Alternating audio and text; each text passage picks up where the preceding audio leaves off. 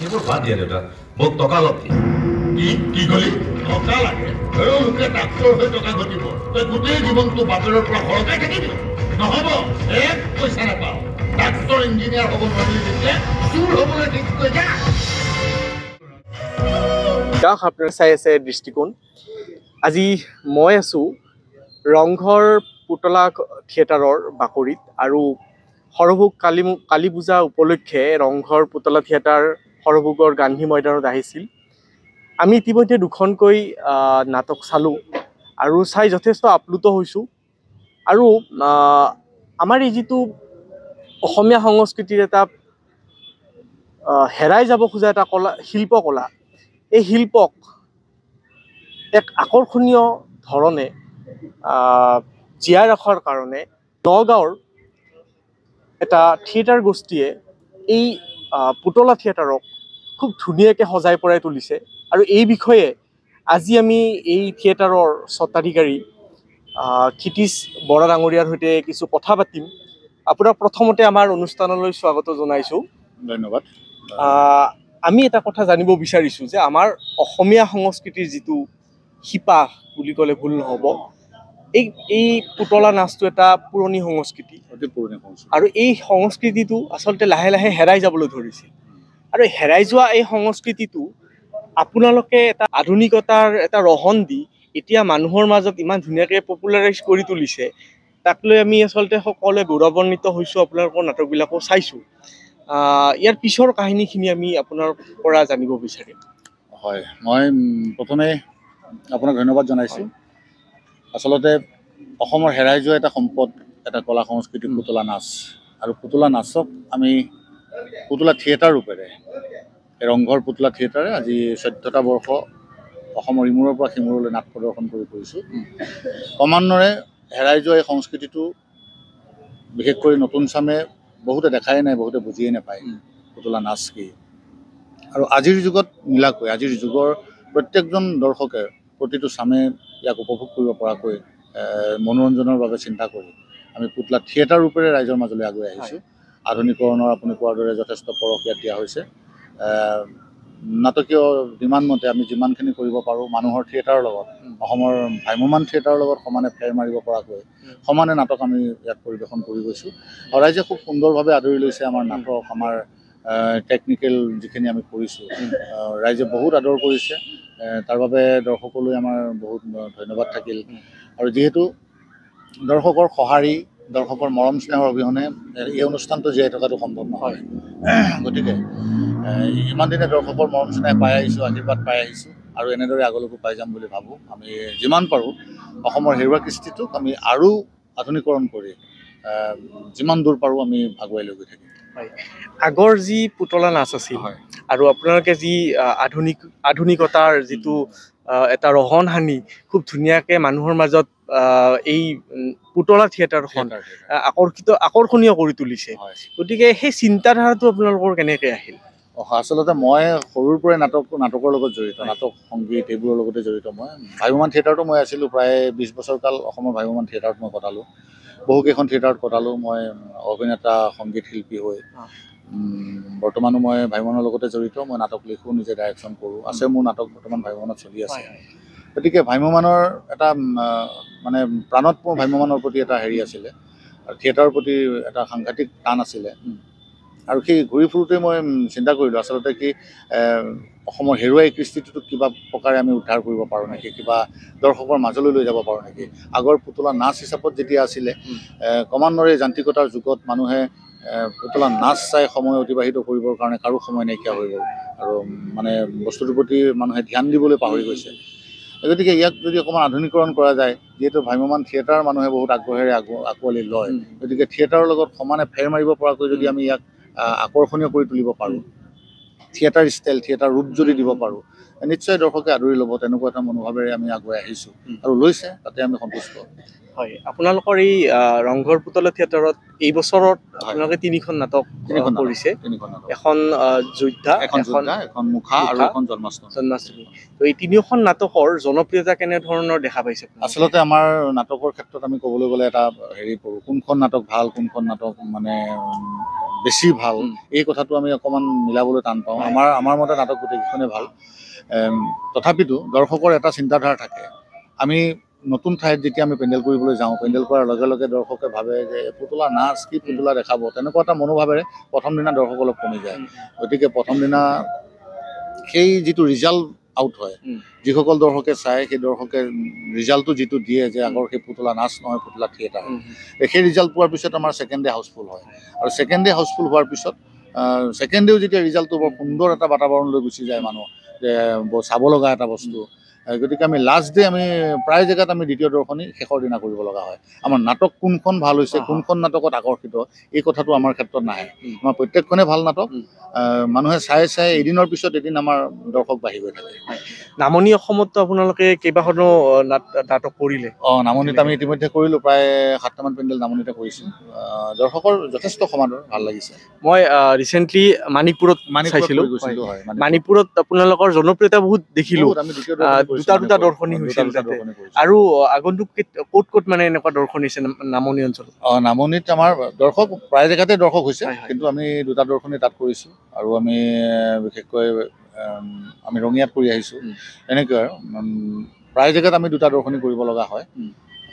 ভাল, ৰাইজে আদৰি লৈছে আমাক যথেষ্ট। যিহেতু এটা নৱপ্ৰজন্মৰ কথা জড়িত হৈ আছে ইয়াতে, এই নৱপ্ৰজন্মই পুতলা নাচ কি তেওঁলোকে নাজানিছিলে। গতিকে এই যিটো আধুনিকতা আপোনালোকে থিয়েটাৰ হিচাপে দেখুৱাইছে, যিটো জনপ্ৰিয়তা তুলিবলৈ সক্ষম হৈছে, গতিকে কেনেকুৱা ধৰণৰ আশাৰ মানে ৰেঙনি আপোনালোকে দেখিবলৈ পায় এই ক্ষেত্ৰত? হয়, এই ক্ষেত্ৰত মানে কি হয়, আচলতে মই অলপ আগত কৈছিলোঁ যে পুতলা নাচ হিচাপত যদি থাকিলোহেঁতেন বা পুতলা নাচ হিচাপত যদি কোনোবাই কৰিবলৈ যায়, হয়তো সেই আদৰটো দৰ্শকে সময় দিবলৈ অকণমান অসুবিধা পায়। মানে সৰু সৰু পুতলা লৈ বা সেই তেনেকুৱা আগৰ পুতলা নাচৰ আৰ্হিত যদি কৰি থাকে, মানুহে অকণমান আদৰি ল'বলৈ আজিকালি অসুবিধা পাইছে যান্ত্ৰিকতাৰ যুগত। গতিকে আমি যিটো থিয়েটাৰ ষ্টাইল আমি লৈ আহিছোঁ, কমপ্লিট এখন থিয়েটাৰ, ইয়াত ভ্ৰাম্যমান এখন থিয়েটাৰ। আমাৰ পেণ্ডেল দেখিলে কোনেও নকয় এখন পুতলা থিয়েটাৰ। প্ৰথম কথা আমাৰ প্লাছ পইণ্ট পেণ্ডেলটোতে আহি পৰে, যে এখন থিয়েটাৰ যে চলিছে সেইটো ৰাইজে গম পায়। দ্বিতীয় কথা, আমাৰ এটা ডাঙৰ ডাঙৰ মঞ্চ, দুটা মঞ্চ, আমাৰ দুখনকৈ মঞ্চ আছে। আমাৰ বহুত ডাঙৰ ডাঙৰ মঞ্চ, মানুহৰ থিয়েটাৰৰ দৰে ডাঙৰ মঞ্চ। খালি আমাৰ পুতলাৰ ক্ষেত্ৰত আমাৰ হাইটটো অলপ কম, কিন্তু বাকী বহলটোৰ ক্ষেত্ৰত বা দীঘলটোৰ ক্ষেত্ৰত আমাৰ সমান পৰ্যায়ৰ। গতিকে এইখিনি দেখাৰ পিছত দৰ্শকে ভাবিবলৈ বাধ্য হয় যে পুতলা কি দেখাব ইয়াত এতিয়া। আৰু আমি নাটককেইখন আমি ভ্ৰাম্যমানৰ নাটকেই কৰোঁ। আমি এখন পুতলাই কৰিব বুলি আমি এক্সট্ৰা নাটক এখন তাক ছুটি কৰি বা কিবা আমি সাধাৰণ কৰি আমি নাটক নকৰোঁ। ভ্ৰাম্যমানত যি নাটক চলি আছে, ছ'চিয়েল নাটক, আমি সেয়াই কৰিছোঁ। গতিকে নাটকে ডিমাণ্ড কৰা মতে আমি কাৰুকাৰ্যখিনি তাত খটাইছোঁ, নৃত্য গীতৰ তাত সমাহাৰ কৰিছোঁ। আমাৰ ৰেম্পত বৰ্তমান নৃত্য চলি আছে। ভ্ৰাম্যমান থিয়েটাৰত যেনেকৈ ৰেম্পত অভিনেতা অভিনেত্ৰী আহিছে, আমাৰ পুতলাত এতিয়া ৰেম্পত অভিনেতা অভিনেত্ৰী আমি আনিছোঁ।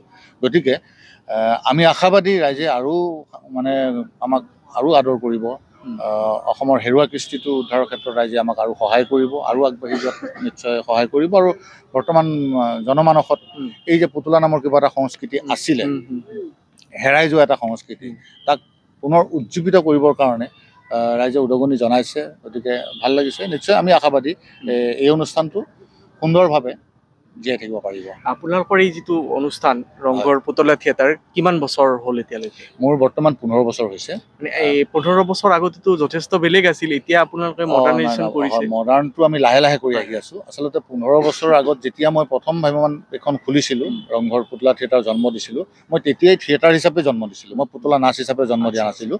আমি আধুনিকৰণৰ মোৰ প্ৰথম বৰ্ষতে মই আধুনিকৰণৰ চিন্তা কৰিছিলোঁ, আৰু সেই হিচাপত আমি নাটকবিলাক আধুনিকৰণ কৰি আমি কৰিছিলোঁ। কিন্তু ক্ৰমান্বয়ে আমি প্ৰত্যেক বৰ্ষত কিবা নতুন চিন্তাধাৰা কৰি কৰি আমি উন্নত কৰি আনি আছোঁ তাক, আৰু ভৱিষ্যতে যিমান পাৰোঁ উন্নত কৰি যাম। আচলতে আমাৰ এই যি হেৰাই যোৱা এটা কলা সংস্কৃতি আপোনালোকে ধৰি ৰাখিছে, আৰু মানুহৰ মাজত জনপ্ৰিয় কৰাৰ কাৰণে এনেকুৱা ধৰণৰ কলা সংস্কৃতিক আৰু আগুৱাই নিব বুলি আমি আমাৰ ফালৰ পৰা আশা ৰাখিছোঁ। আৰু আপোনালোকৰ এটা উদ্দেশ্য নিশ্চয় এইটোৱেই যে নৱপ্ৰজন্মক সেই পুৰণি হেৰাই যোৱা সংস্কৃতিৰ লগত চিনাকি কৰি দিয়াটোৱে আপোনালোকৰ প্ৰধান উদ্দেশ্য।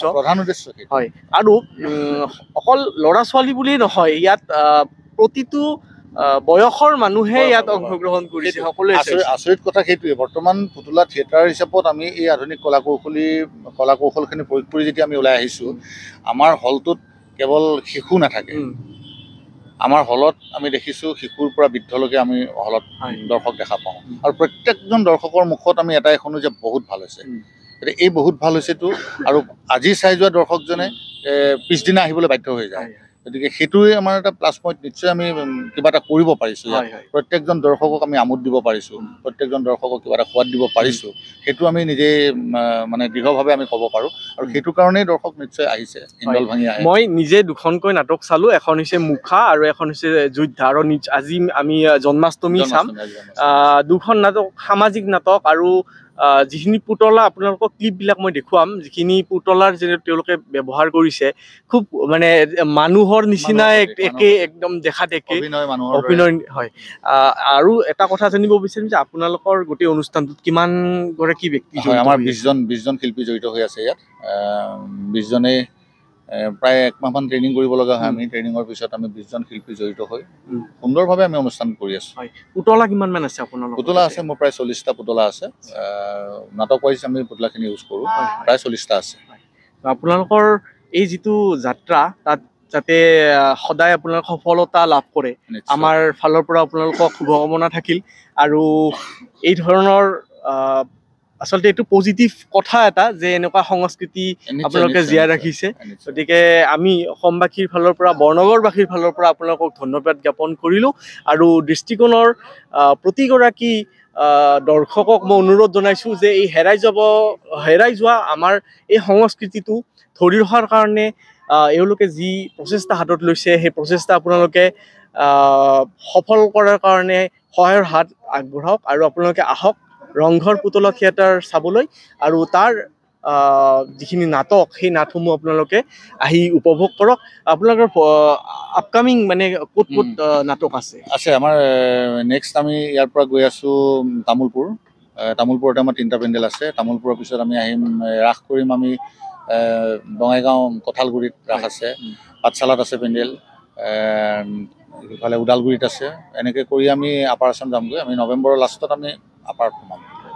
ঠিক আছে। আৰু এপ্ৰিলৰ 12 তাৰিখলৈকে আমাৰ পেণ্ডেল প্ৰায় বুক হৈ গৈছে, 2-এটা ক'ৰবাত খালী আছে। এইটো এটা ভাল খবৰ, কাৰণ এডভান্স বুকিং হৈ আছে। এপ্ৰিলৰ 12লৈকে আমাৰ ফুল বুকিং। ফেব্ৰুৱাৰী মাহত 2-এটা কিবা খালী আছে, সেইটো আমাৰ ছেক্ৰেটাৰীয়ে গম পাব। ঠিক আছে। তো এনেকুৱা ধৰণে আমাৰ এই পুতলা নাচৰ যিটো সংস্কৃতি গম পালে দাদাৰ পৰা যে এডভান্স বুকিঙো হৈ আছে। গতিকে এনেকুৱা ভাল খবৰ কিছুমান আপোনালোকক দি যাব পাই আমাৰো ভাল লাগিল। গতিকে আপোনালোক সকলোকে আমি শুভকামনা জনাই আজিৰ এই অনুষ্ঠানটো সামৰণি মাৰিছোঁ। ধন্যবাদ।